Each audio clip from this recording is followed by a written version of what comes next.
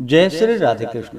आप सभी का आपके अपने YouTube channel VK Mishra present में बहुत बहुत स्वागत है। आइए जानते हैं वर्ष 2026 में वट पूर्णिमा का व्रत कब धारण किया जा रहा है, जेठ पूर्णिमा कब है, इस दिन पूजन का शुभ मुहूर्त का समय क्या होगा, भगवान सत्यनारायण का पूजन कब किया जाएगा, पूर्णिमा का व्रत धारण कब किया जाएगा, किस दिन गंगा स्नान दान पुण्यों का कार्य किया जाएगा, इस दिन खास करके किस वस्तु का दान करना चाहिए। तो आइए जानते हैं इन सबों के बारे में।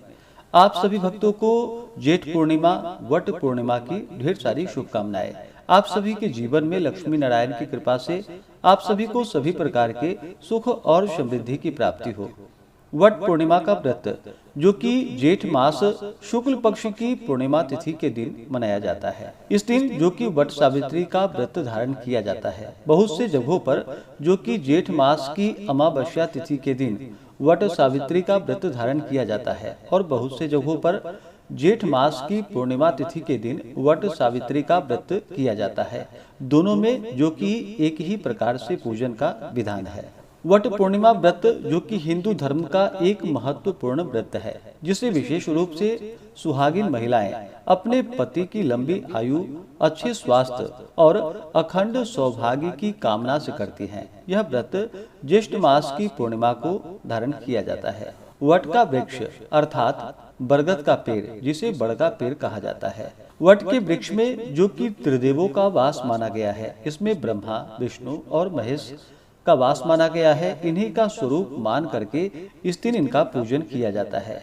यह वृक्ष जो कि दीर्घ आयु और अमृतत्व का प्रतीक माना जाता है, इसलिए इनकी पूजा की जाती है। वट पूर्णिमा व्रत की मुख्य कथा जो कि सावित्री और सत्यवान से जुड़ी हुई है। जब सत्यवान की प्राण लेने यमराज आए, तब सावित्री ने अपने पति व्रत और बुद्धिमत्ता से यमराज को प्रसन्न कर लिया। अंततः यमराज ने सत्यवान को पुनः जीवन दान दे दिया। तभी से यह व्रत पति की दीर्घ आयु और अखंड सौभाग्य के लिए धारण किया जाता है। हिंदू धर्म में पूर्णिमा तिथि का बड़ा ही विशेष महत्व माना गया है। पूर्णिमा तिथि के दिन खास करके गंगा स्नान करना, दान पुण्यों के कार्य करने का, 32 पूर्णमासी व्रत धारण करने का, इस दिन खास करके भगवान शिव, माता पार्वती का पूजन किया जाता है। भगवान विष्णु, माता लक्ष्मी की पूजा की जाती है। साथ ही भगवान सत्यनारायण का पूजन किया जाता है।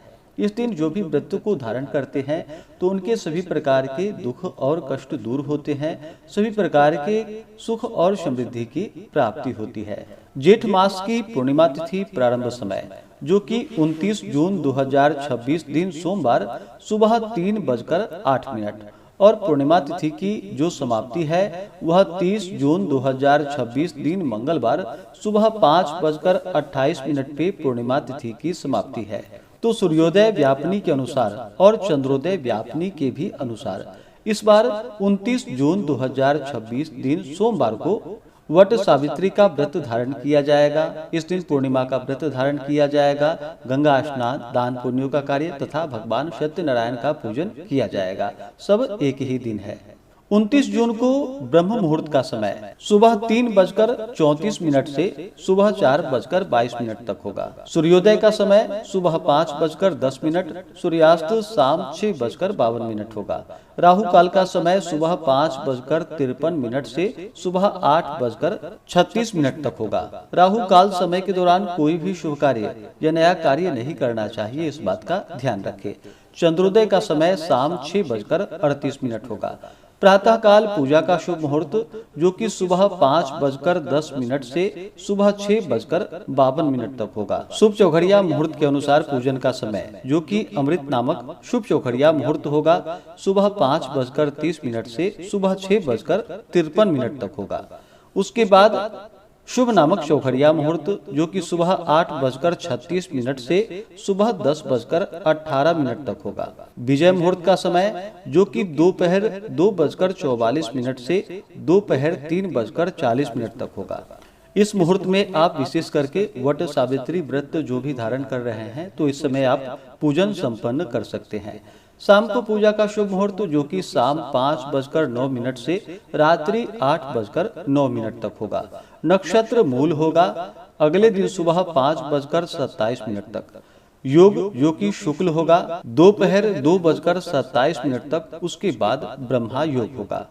इस दिन 29 जून को जो कि अमृत योग भी बन रहा है, जो कि रात्रि 4:40 तक होगा।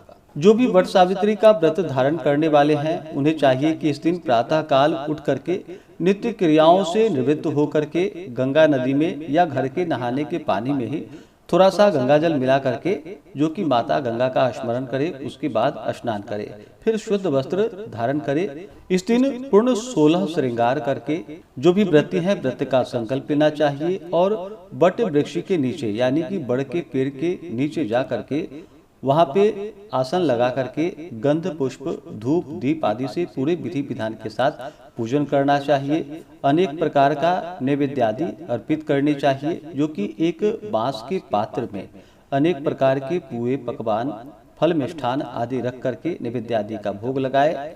और फिर पेड़ के तने पर कच्चा सूत यानी कि मौली 7 बार या 11 बार या 21 बार लपेट करके फिर उसके बाद परिक्रमा करनी चाहिए।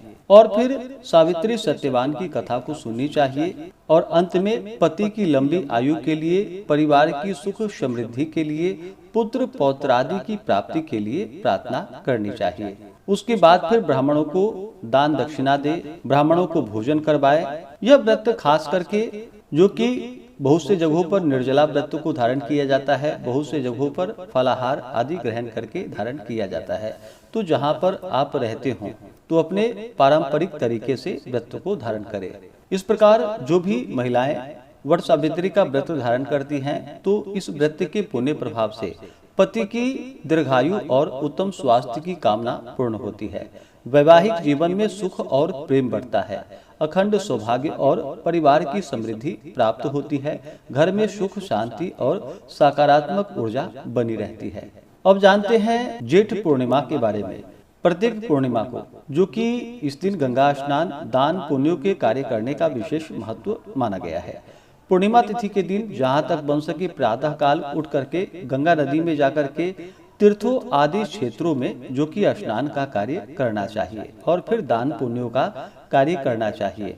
इस दिन भगवान विष्णु की प्रसन्नता के लिए भगवान सत्यनारायण का पूजन करना चाहिए। भगवान शिव माता पार्वती की विशेष कृपा प्राप्ति के लिए जो कि इस दिन 32 पूर्णमासी का व्रत भी धारण किया जाता है, जिसमें कि दिन भर उपवास रह करके शाम को पूरे विधि विधान के साथ भगवान शिव माता पार्वती का, भगवान विष्णु माता लक्ष्मी का पूजन करना चाहिए। और फिर शाम को चंद्र देवता को अर्घ्य प्रदान करने के बाद यह व्रत पूर्ण माना जाता है। पूर्णिमा के दिन शुद्ध और सात्विकता का पालन करना चाहिए। तामसिक वस्तुओं का, नशीले पदार्थों का सेवन बिल्कुल भी नहीं करना चाहिए। जेठ पूर्णिमा के दिन खास करके इस दिन दान में जो कि सत्तू, पंखा, छाता, अन्न, वस्त्र, खड़ाऊं, तिल से भरा हुआ पात्र, फल, जल से भरा हुआ घड़ा आदि का दान करे तो बड़ा ही पुण्य फलदायी होता है। इस दिन जहाँ तक बन सके मंदिरों में, तीर्थ आदि क्षेत्रों जगहों पर तुलसी वृक्ष के नीचे, वट वृक्ष के नीचे दीप आदि का दान करे तो बड़ा ही पुण्य फलदायी होगा। तो आशा करता हूँ कि यह जानकारी आपको अच्छा लगा हो। इसी प्रकार से ज्ञानवर्धक जानकारियाँ प्राप्त करते रहने के लिए, व्रत पूजा के बारे में जानने के लिए, कथा को सुनने के लिए चैनल पे अगर आप पहली बार आए हैं तो चैनल को लाल बटन दबा करके सब्सक्राइब करें, साथ में बेल आइकन घंटी को दबाएं ताकि आने वाली वीडियो का नोटिफिकेशन आपको समय से मिलता रहे। वीडियो को लाइक करें, शेयर करें। सुखी रहें और स्वस्थ रहें। जय श्री राधे कृष्ण। धन्यवाद।